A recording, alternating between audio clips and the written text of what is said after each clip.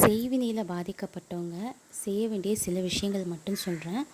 அதை மட்டும் நீங்கள் நோட் பண்ணிக்கோங்க. ஏன்னா இது வந்து நான் ஃபாலோ பண்ணியிருக்கேன். இதை நான் ஃபாலோ பண்ணி எனக்கு நடந்திருக்கு. அதை நான் உங்கள்கிட்ட ஷேர் பண்ணிக்கிறேன். தினமும் காலையில் பிரம்ம முகூர்த்தத்தில் விளக்கேற்றுங்க. உங்களுக்கு எவ்வளோ கஷ்டம் இருந்தாலும் அதை மட்டும் மறந்துடாதீங்க. ஏன்னா இதில் இருக்கிறவங்க சிலரால் வந்து கடவுள்கிட்ட போக முடியாது, எந்த பூஜை அந்த மாதிரி எந்த ஒரு விஷயத்தையுமே செய்ய முடியாது. பட் அதையும் தாண்டி நான் செய்வேன் அப்படின்ற ஒரு நம்பிக்கையோடு நீங்கள் அதை செய்யுங்க. கண்டிப்பாக வந்து உங்களால் வந்து அது முடியும்.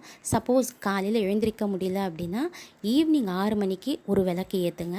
ஏதாவது ஒரு விளக்கு ஏற்றிட்டு அன்றைக்கி சாம்பிராணி போடுங்க. உங்களால் முடிஞ்சால் தினமும் சாம்பிராணி போடுங்க.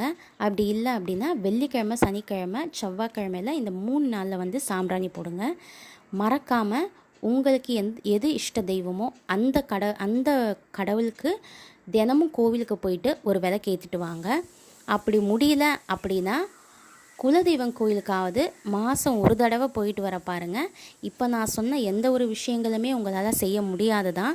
பட்டு என்னால் முடியும், இந்த வாழ்க்கையில் நான் வந்து எப்படியாவது வெளியே வரணும், இந்த வாழ்க்கையை நான் எப்படியாவது ஜெயிக்கணும், நான் வாழவே கூடாதுன்னு நினச்சவங்க முன்னால் நான் நின்று வாழ்ந்து காட்டணும் அப்படின்னு சொல்லிட்டு நீங்கள் கடவுள்கிட்ட ஆணித்தனமாக வேண்டி நீங்கள் மனசார நீங்கள் அழுது அவங்கக்கிட்ட வேண்டுங்க. கண்டிப்பாக நீங்கள் நினச்சது நடக்கும்.